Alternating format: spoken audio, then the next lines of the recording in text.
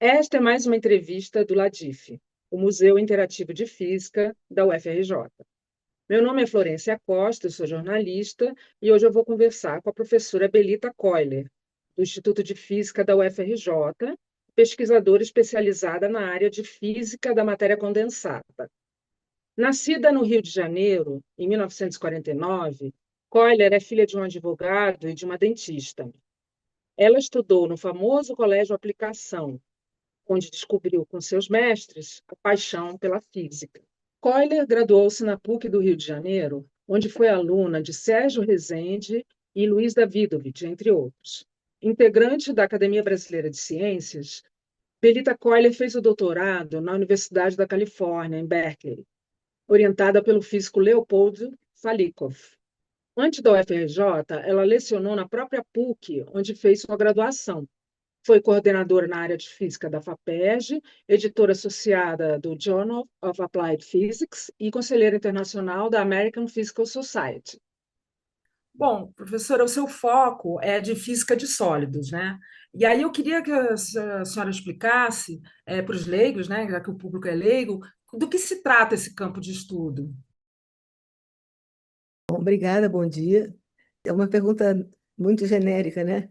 E eu apontaria o início da física dos sólidos com a explicação de por que alguns materiais são metálicos e outros isolantes, que era um Hum, mistério total pelas teorias semiclássicas e clássicas. Todos os materiais deviam ser metálicos, todos têm elétrons, né? E pronto. E por que alguns elétrons ficam presos e outros passeiam livremente como no condutor normal?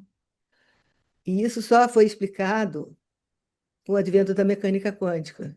Por causa da simetria de translação, os sólidos são cristais, sim. onde os átomos estão arrumados periodicamente. Isso gera um potencial periódico para os elétrons, e foi mostrado desde o início da mecânica quântica, um dos primeiros sucessos, foi explicar a diferença entre metais isolantes, que tem a ver com o espectro, como o elétron está sujeito a um potencial estendido, que é o cristal. Mas Hum, localizado em cada átomo, alguns elétrons ficam presos mais na rede e outros hum, não. E a maneira de verificar isso é ver com uma contagem de número de estados. Você vai preenchendo o seu cristal com elétrons, alguns ocupam estados próximos dos núcleos, e aí ficam localizados, e outros mais estendidos. Então, a partir daí surgiram vários desenvolvimentos, foram desenvolvidos dispositivos semicondutores, hum. supercondutividade, e por aí vai. Com materiais, física do estado sólido é física da matéria condensada, mais conhecida agora, porque o estado sólido é mais referente a cristais. Ah, então também é conhecido como física da matéria condensada, né? Exatamente é. Aí a senhora citou os semicondutores, ele está incluído na sua pesquisa, ou nas suas pesquisas, Essa, né? Porque é um assunto que o público geral já tem, fala-se muito por causa da geopolítica, né? é, Semicondutores para fazer chips, não é isso? Semicondutores são, de fato, isolantes, cujos elétrons estão presos bem nos átomos, né, nos núcleos, mas, de fato, existem alguns cristais isolantes cujo elétron é menos ligado. E aí, com uma temperatura razoável, uma temperatura específica, ele Sim. passa a conduzir, porque os elétrons vão para outros mundos, digamos assim. Os elétrons ocupam faixas de energia e tem gaps, que são as energias proibidas. Então, quando você aumenta a temperatura, promove elétrons para os estados livres. Então, os semicondutores, de fato, não tem muita coisa diferente dos condutores. Você quer um material que possa ser controlado. Os Uhum. condutores são lineares, que quer dizer, a corrente é proporcional à voltagem aplicada. Você aplica voltagem, vai uma corrente. Você dobra a voltagem, dobra a corrente. Então, Uhum. não tem transmissão de nenhuma informação. Isso não informa nada. Só Sim. informa que, se a sua tensão é maior ou menor, mas não tem possibilidade de controle. A corrente é sempre conduzida por portadores negativos, que são os elétrons. Já nos semicondutores, você pode ter, através de um mecanismo chamado dopagem, você pode ter portadores de corrente positivos e negativos. Uhum. Além do que, a densidade dos portadores de corrente é variável, também controlável, ao passo que Uhum. nos metais a densidade de elétrons é constante. Então, é um material mais suscetível a modificações de forma a controlar as propriedades que você quer produzir. O exemplo mais conhecido de todos são os transistores, né? Que são estruturas semicondutoras que têm um sanduíche de um material que transporta com P positivo, um material no meio que transporta com elétron e depois P. Esse sanduíche NPN pode é, esquematicamente representar um transistor, e Aham. eles substituíram uma enorme vantagem as válvulas que eram usadas para esse tipo de controle. Foi uma grande revolução, como eu nasci no ano da invenção do transistor. Eu acompanhei Ah, é? todo televisão preto e branco, televisão de LED, né? Telefone celular que era um tijolo, telefone celular mais leve, é tão pequeno que meu dedo nem cabe no bicho. Aham, é, é. Então, a miniaturização, quer dizer, isso foi um desenvolvimento que na humanidade não tem outro igual, nem a Revolução Industrial, nada modificou Não. tanto a vida do dia a dia, para mim, dificultou. Porque essa conversa que a gente está tendo a quilômetros de distância é um exemplo impensável nos anos que. Aham. Então, é um assunto fascinante, a rapidez com que os semicondutores tomaram o mercado. É muito importante que Hum, foi, um engenheiro chamado Jack Kilby. Ele uhum. estava na Texas Instruments, uma empresa do Texas, e aí ele estava no verão, ele tinha sem contratado, ele não tinha tempo de serviço para poder tirar férias. E ele ficou no laboratório brincando, e Ah, resolveu brincar de pegar uma tablete de semicondutor, no caso germânio, e construir sobre esse único tablete todos os dispositivos envolvidos num certo circuito. Então, isso é que levou à miniaturização. Não foi a descoberta Bom, foi a descoberta do transistor, mas foi a integração, circuito integrado, que sim. fez com que você, num um único chip, que foi sendo cada vez menor, colocar um circuito inteiro. Então, o chip é Uhum. um circuito integrado, tem capacitor, resistor, tem todos os elementos da física clássica, né, de eletricidade, eles são reproduzidos em semicondutores em escala muito mais reduzida. Entendi. E a sua pesquisa tem tudo a ver com isso, né? Suas Eu pesquiso principais os materiais pesquisas. propriamente, eu não pesquiso os dispositivos, estão fracamente relacionados, mas eu estudo os materiais, porque também eles deram uma revolução dos lasers, que foi uma revolução na ótica, Hum, né? E os lasers são fabricados em estruturas de semicondutores semelhantes. Eu hum, estudei mais as propriedades óticas. Então, por exemplo, o silício, que é o rei da eletrônica, né? hum. Ele não emite luz, por propriedades do tipo das que eu estudo.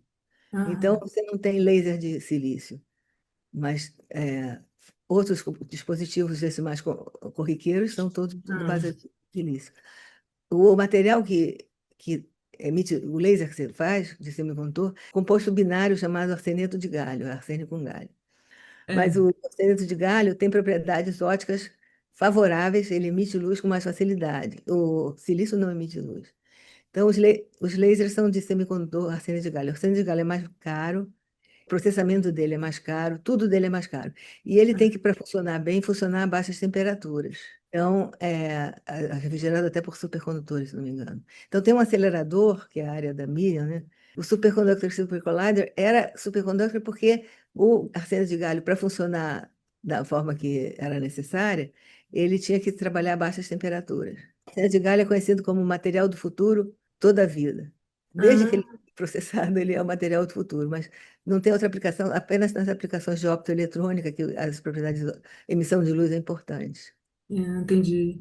Agora, o seu trabalho tem a ver com a computação quântica, assim, Nesse e nível que eu qual estou seria a falando. diferença para o leigo, né, entre computação quântica e computação em geral, assim? Ah, não, é muito diferente, é muito diferente. Primeiro eu vou explicar o que é um computador quântico e como é que foi Tá. ter uma proposta de silício na qual eu trabalhei. O computador clássico, ele tem dois valores, que é o bit 1 ou 0.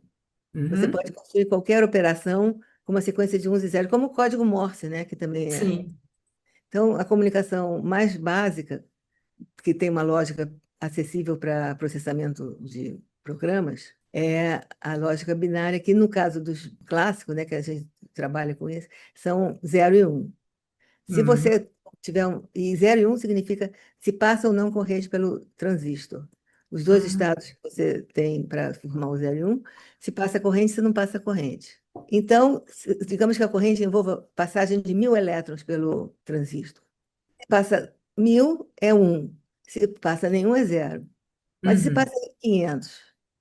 Isso vai dar tela azul para você, no seu computador, vai dar erro, né? Porque É, você não tem nada associado a meio. Você tem associado sim. a binário, só tem essa binária assim. Então, tudo que a gente faz aqui em casa, com computador pessoal, computador no trabalho, a lógica é binária, é bits. Se chama bits, bits pode ser 0 ou 1 só, e não tem outra possibilidade. No mundo quântico existem propriedades que não têm análogo clássico. Então, um bit quântico, um qubit, ele pode ter dois valores ou qualquer valor entre 0 e 1. Então, se você associa uma moeda que você faz cara ou coroa, cara você associa 1 do Bitcoin e coroa 0, você pode preparar ou encontrar estados de uma moeda que é uma superposição de cara e coroa. Eu acho que não existe nenhum exemplo em física clássica que possa ilustrar esse tipo de monstro, né? Monstro. Mas eu acho que alguns artistas captaram bem essa ideia de superposição. Uma delas é a Mona Lisa, que ela está uma Ah, superposição de triste e alegre, né? E é difícil conceber isso. É como se fosse ao mesmo tempo cara e coroa. Esse exemplo, que é bem didático, eu acho, os físicos não conseguem dar um exemplo clássico, mas os artistas chegaram lá. O Escher é, também tem vários de desenhos que mostram a água vai para um lado, a água isso. uma superposição de corrente de água para cá e para cá. Então, essas Ah, duas propriedades que são dos sistemas quânticos, e outra propriedade que é muito explorada, quer dizer, é explorada na computação quântica, é o emaranhamento. O emaranhamento também não tem análogo clássico, mas, de novo, a criatividade artística chegou um pouco à expressão, né? Que é aham. uma arte de Vic Muniz, né? Muniz. Ele tem Vic uma Muniz. obra, uma obra que se chama Medusa a cor carbonara. É um prato, né? O macarrão fazendo o cabelo da medusa e duas, sei lá, azeitonas. É a cara da medusa com esse cabelo, que Macarrão. então você vê ali que não dá para desemaranhar em geral. Então, a superposição e emaranhamento são propriedades quânticas que só foram captadas por artistas plásticos, mas que na prática isso funcionam como uma nova ferramenta, né? Um novo grau de liberdade que você tem para explorar e realizar as suas operações lógicas, né? De computação. E aí Aham. tem toda uma descrição, é tudo bem mais geral. Os espaços, os valores disponíveis Sim, são muito maiores.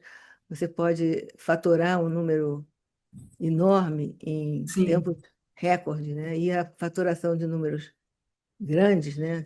Multiplicação de dois números de 500 dígitos, sim. ele é dificilmente fatorável pelos algoritmos atuais. A dificuldade de fatorar números primos grandes, não, o produto de dois números primos grandes é um número maior ainda, né? Esse número é passado como código para Hum. aplicações de internet, militares, de banco. Hum. É o método RSA, que são os autores que bolaram esse método. Então, o esquema funciona assim. O que quer mandar a mensagem, o Ah, primeiro elemento, ele sim. descobre os dois números primos enormes e multiplica e fica um mais enorme ainda. Um desses dois primos é conhecido pelo par, pela Uhum. pessoa que vai receber o código. Então, ele manda o número inteiro. No meio do caminho, Uhum. ninguém vai poder hackear e ter tempo para fatorar. Chegando lá, a pessoa divide pelo número que ela já tem e descobre qual é a chave. A chave é outro. É Hum. um produto de um número arbitrário pela chave. O número é enorme e não é fatorável em tempo hábil, leva mais que a idade do universo, nas técnicas atuais. Num computador quântico, ele é fatorável num tempo, a escala de tempo humana, então poucos Hum. dias. Então você manda esse número enorme para uma pessoa que já conhece o número bobo, né? Aí ele divide Sim, o grande pelo número bobo e descobre qual é a chave da operação, uma operação pela internet, dos bancos. Era o método mais utilizado nessas comunicações secretas, ah, mas como existe agora uma intensa procura por computadores quânticos, ele aham. pode desenvolver outros métodos, pode se tornar vulnerável. E ele é Os computadores quânticos eles têm várias aplicações em várias áreas, militar, Nessa sei lá, área de segurança, na área da economia. economia, mas justamente nesse aspecto da segurança da informação. Mas Interessante. tem outras aplicações também. O caso é Ah, que você, com essas operações de emaranhamento, consegue, tipo, paralelizar todos os programas.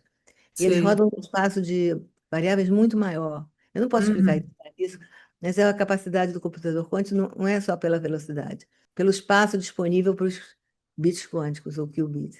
Então, quando foi proposta essa ideia, foram matemáticos e cientistas da computação que desenvolveram a ideia do computador quântico, e físicos também.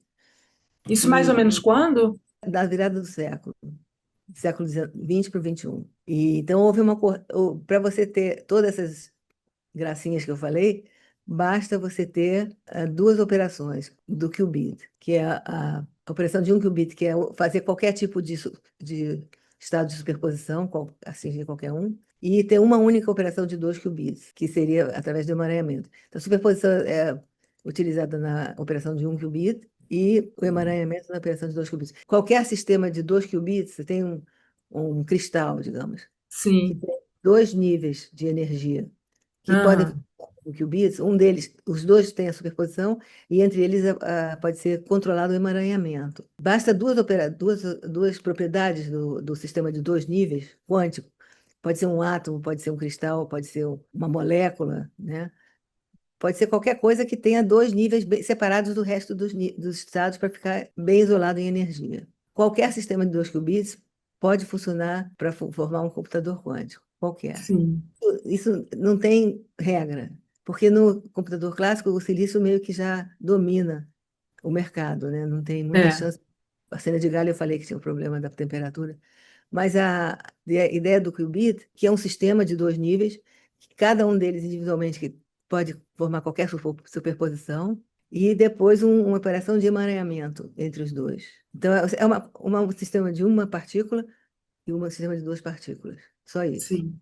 Entendi. Isso provocou uma enxurrada, verdadeiramente enxurrada de propostas na literatura de hardware para computador quântico, porque sistema quântico de dois níveis é muito encontradiço em todas as áreas.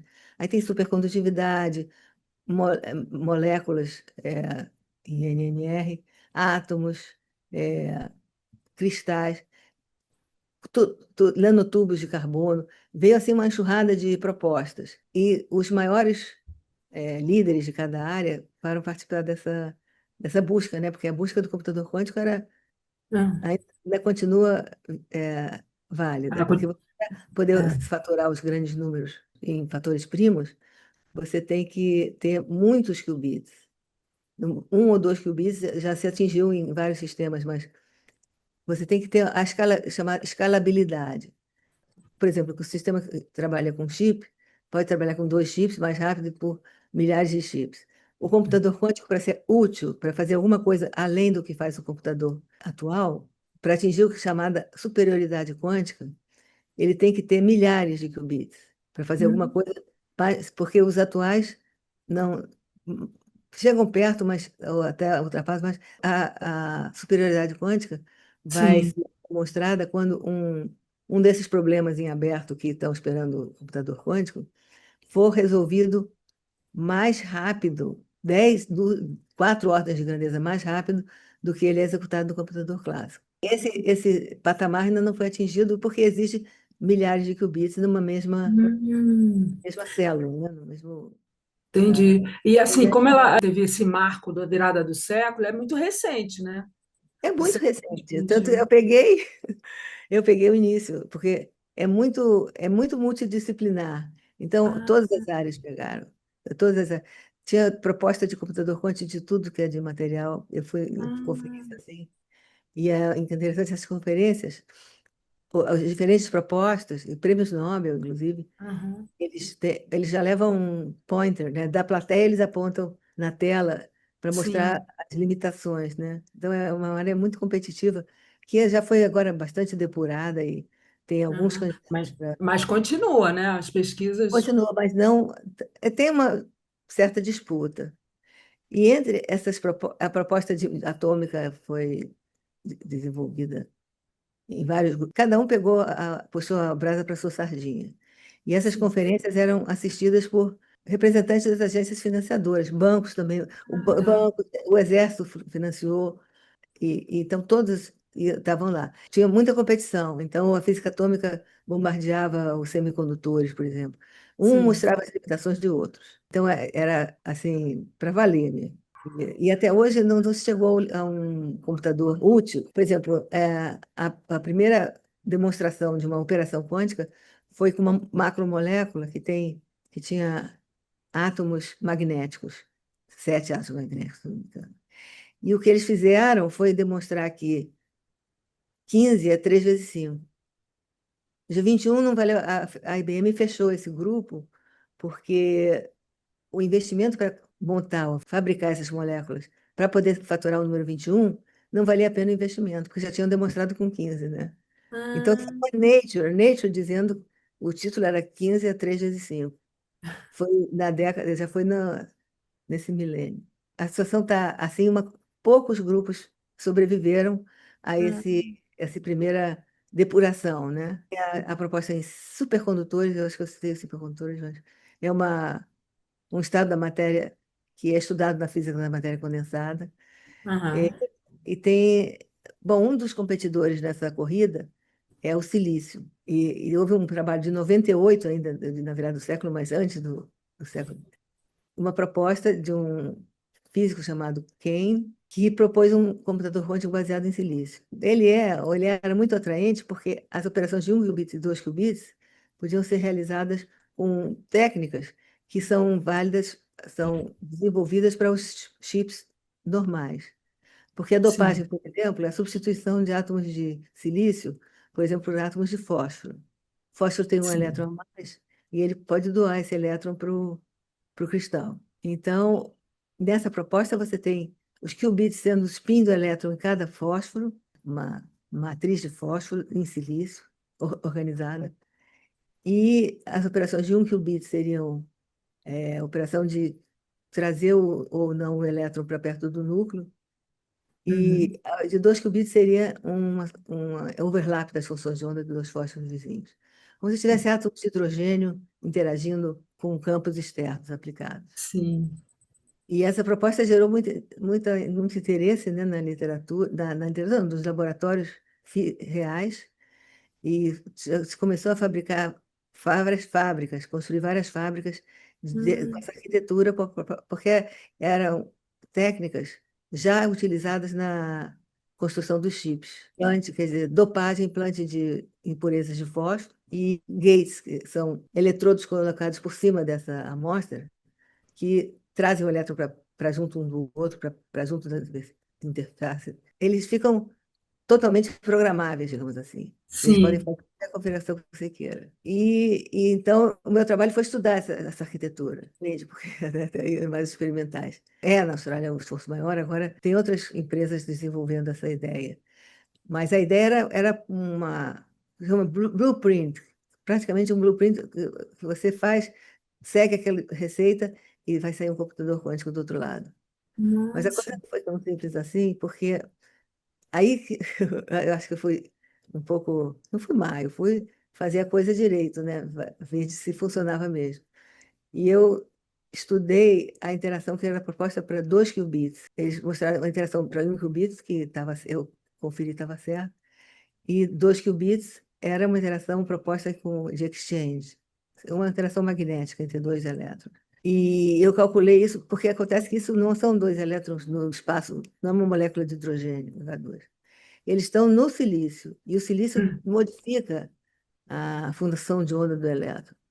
E o sim. silício faz com que essa função de onda deixe de ser suave, como na molécula de H2, né? Ele tem oscilações muito significativas, muito profundas, fazem com que seja impossível controlar essa interação de exchange. Ela não tem controle possível dentro das técnicas de fabricação atuais. Então, foi um baque, afetou muita gente. E a vantagem do silício, que os outros sistemas raramente têm, é a escalabilidade, porque você pode fazer um chip, ou tem aquelas bandejas com milhares de chips, você poderia fazer os qubits em escala de dezenas e milhares, centenas. A sim. escalabilidade é uma característica dos semicondutores, e em particular do silício. Hum, Os outros materiais, por exemplo, a supercondutividade, que está bem colocada na corrida, ela tem a dificuldade da temperatura, né? Que quando hum, está dentro de cargas, mesmo dentro de um supercondutor, há geração de calor. E hum. com milhares desses mini circuitos, você vai ter um calor que vai ser insuportável mesmo para o ambiente. Então, pelo que eu tenho acompanhado, a coisa parou por aí mesmo, na busca de qual vai ser o hardware que vai, assim como da computação venceu o silício, os chips, os transistores, não se sabe o equivalente na computação quântica. Existem computadores quânticos de brincadeira. A IBM tem um à disposição, qualquer brasileiro, qualquer pessoa no mundo pode acessar e fazer. Mas a lógica da programação é clara, que é uma Hum. só papel e lápis. Os cientistas da computação desenvolveram bem a parte teórica, a parte de programação. Existem várias, em física atômica existem oscilações em ion traps. Quer dizer, tem Sim. várias pessoas no Brasil e professores no Instituto que vão falar melhor do que eu das diferentes Uhum. propostas. Eu sei que Uhum. a que tinha mais foco, quando eu cheguei lá para estragar o baile, eles não podem fazer a operação de dois qubits como proposto originalmente. Propostas tem muitas, mas finalizada não tem nenhuma. E de todas as Uhum. operações requeridas, a do silício, a única que não funciona é a Exchange. Tá. Agora, tenho uma pergunta que eu tenho, porque eu acho que está ligada a essa questão da aplicação da sua área com a indústria, com a tecnologia, com o que pode produzir. E eu vi numa entrevista sua que a senhora fala que no Brasil existe um gap muito grande entre essa área da ciência básica e a indústria tecnológica, né? Aí eu queria saber como é que está hoje isso, se já existem iniciativas nesse sentido para suprir essa ponte, aí, esse gap, né? É. E como é que a senhora vê a produção de tecnologia de ponta no Brasil hoje, nessa área? Bom, primeiro vou responder a primeira pergunta.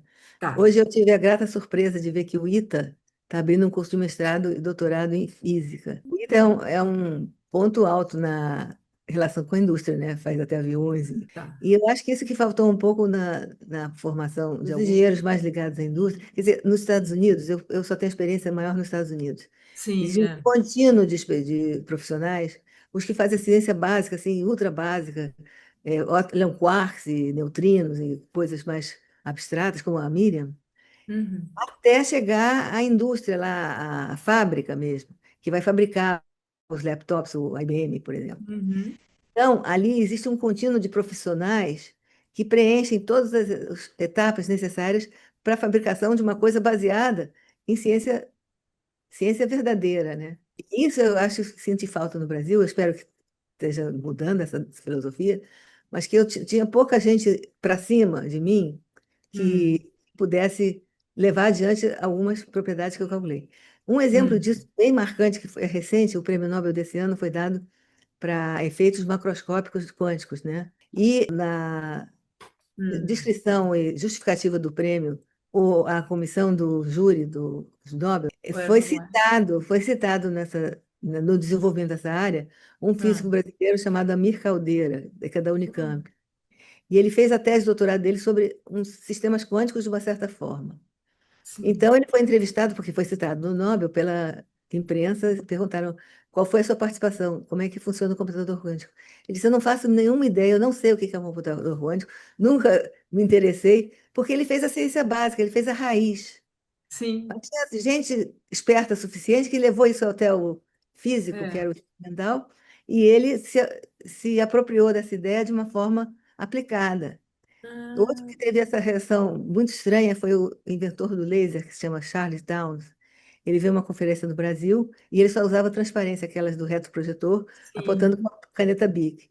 Acontece que o Congresso não tinha o retroprojetor à disposição. Então, fizeram cópia das transparências dele em slides para apresentar como PowerPoint.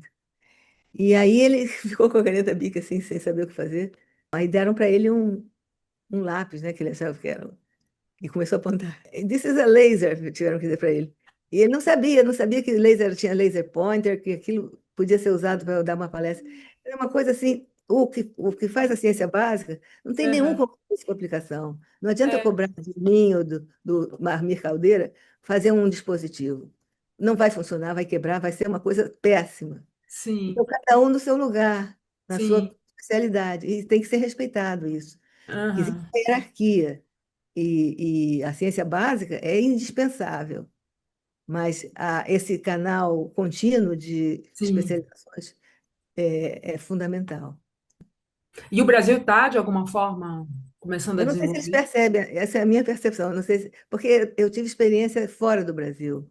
Por exemplo, o Malan, que é uma pessoa esclarecida, já foi Sim, ministro da Economia, da ele economia. disse que não precisava desenvolver tecnologia, porque celular a gente compra pronto. E mesmo pessoas esclarecidas acham que tecnologia você compra pronta. É, E aquela ideia de que a gente compra, não precisa pensar em nada, né? é tudo pronto, já está pesquisado, já está demonstrado, Aham. testado. Mas isso é muito triste. Eu acho que a USP criou um curso de física, de engenharia física. O ITA está criando mestrado em engenharia dos materiais, pelo menos que eu conheço. Existem grupos que dominam a mecânica quântica, mas é muito pouco. O currículo do MEC de engenharia não inclui mecânica quântica. Inclui, Ah, até recentemente incluía desenho técnico, imagine, que é uma ah, coisa que já está obsoleta há muito tempo. Eles ficam presos a uma ideia antiga da engenharia. Alguns, eu não estou dizendo que todos. Um entendi. físico brasileiro muito importante, não sei se você entrevistou, o Sérgio É. Rezende, de Recife, Sim, de ele nome é eu conheço formado em mesmo. engenharia elétrica. Ele não é Hum, formado em física. No hum, entanto, ele teve a formação no MIT que deu a ele todos os elementos necessários para.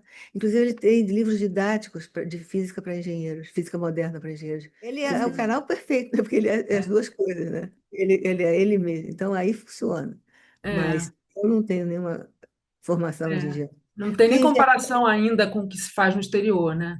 e o engenheiro é o engenhoso, porque, digamos que um teórico desenvolve um dispositivo, ó, ele tem que, esses qubits todos, 1000 qubits, um tem que estar relacionado com o outro.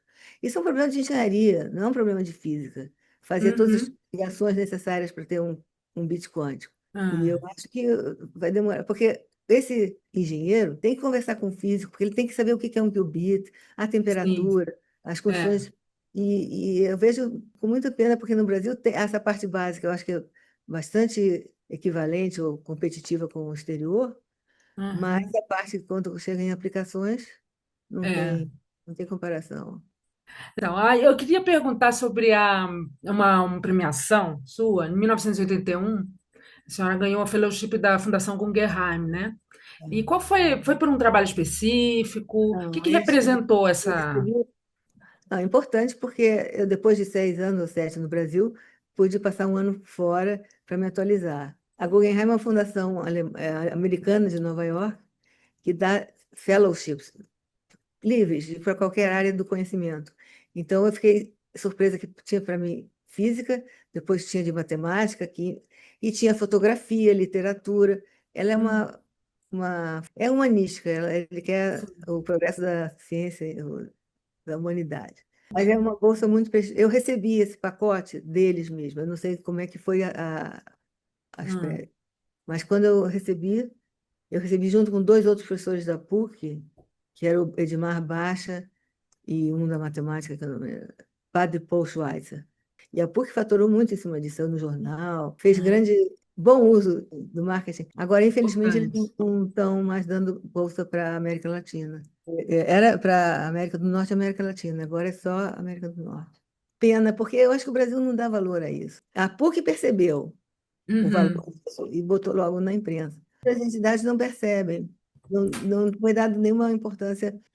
Mas assim, há 20 anos a senhora recebeu um prêmio, foi exatamente há 20 anos, eu acho. Não sei se eu Está estou fazendo 20 correta. anos. Da L'Oréal Unesco para cientistas mulheres, né?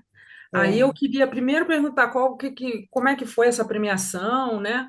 E depois eu sei que a senhora, no ano seguinte, propôs a criação de uma premiação do tipo para jovens cientistas mulheres aqui no Brasil. Aí eu queria saber se hoje, passado esse tempo todo, que resultados tem demonstrado esse tipo de iniciativa, né? Que eu acho que deve ser importante para jovens, né? É importante. Jovens cientistas, até 30 anos, eu acho. Assim como a Guggenheim, eu não sei de onde partiu a ideia de levar meu nome a esse concurso, né, o prêmio. E que foi levado, depois eu fiquei sabendo alguns, mas na época feito sem participação do interessado. Sim. E aí tem o júri internacional. No meu caso, o júri era presidido por Degennes, que era um prêmio Nobel francês, eles valorizam muito os franceses. E aí eu fui escolhida pela América Latina, porque são 5 prêmios, um para cada continente. É um prêmio que premia várias coisas. E é muito legal, porque eles sabem fazer festa. No dia que eu ia ganhar o prêmio, na véspera, eu quis ir a um museu, uma exposição com meu marido. Eles levam o marido também. E, nesse caso, eu queria uma exposição no dia que iam fazer o penteado das premiadas. Aí eu disse, falei assim, vamos lá ver essa exposição tal. Pô, no dia que a L'Oréal vai fazer a única coisa que eles sabem fazer, que é cuidar do seu cabelo, você vai desperdiçar essa Fazem oportunidade. bem. Aí ele não deixou, não, não, não, Ah, não, eu fiz o ah. penteado. Brasileiras, eu acho que só tinha sido premiada bióloga, né? Antes do seu nome. Antes, 2 biólogas, Duas a biólogas. Maiana Zátia, você Previata é da UFRJ, e a Maiana Zátia é da USP. E a terceira brasileira, mas a primeira em física. E Aí, sobre a premiação do ano, essa proposta sua, não, aí premiar foi lá jovens mesmo que eu cientistas? conheci o diretor da L'Oréal na América Latina, que se chama Ah, Vuitton. E ele me uhum, convidou um dia para almoçar. E eu fiquei sabendo lá que tinha esse prêmio das jovens, já sabia que tinha até na França, tinha na Europa, tinha nos Estados Unidos, e na América Latina não tinha. Aí hum, eu sugeri para ele que, já que o Brasil tinha 3 premiados, era muito na época. Agora parou, o Brasil era o primeiro, não sei onde que está agora.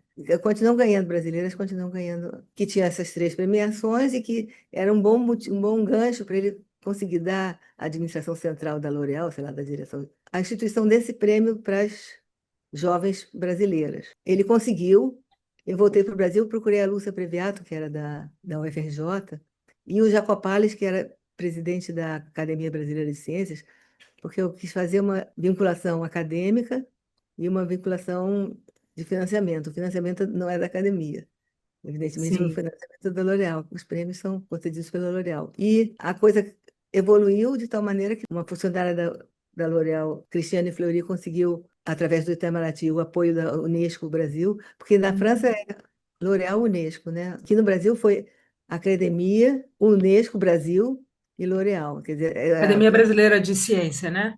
ABC. quem se empenhou muito nisso foi o Jacopales, a Lúcia Previato e a Cristiane Fleury. Então, Certo. foi instituído, você vê que o primeiro prêmio foi há 20 anos atrás, que foi justamente quando eu voltei da premiação. Já trouxe, Uhum. esse para mim foi um prêmio mais importante, porque ele se perpetuou. Já teve a 20ª edição, foi ontem ou anteontem, no Ah, Palácio Guanabara. Existe uma certa má vontade da imprensa de noticiar isso, já que ela é real. Eu dei uma entrevista num programa da Rede Globo, pediram para mostrar o prêmio, né? Tinha escrito L'Oréal, eles cobriram com uma faixa. aí não dá, né?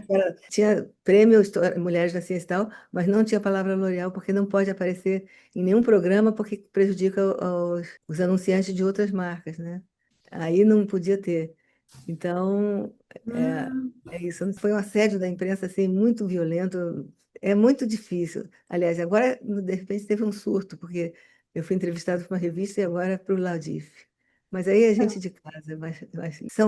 São várias áreas. Lá é só física e ciência e biologia.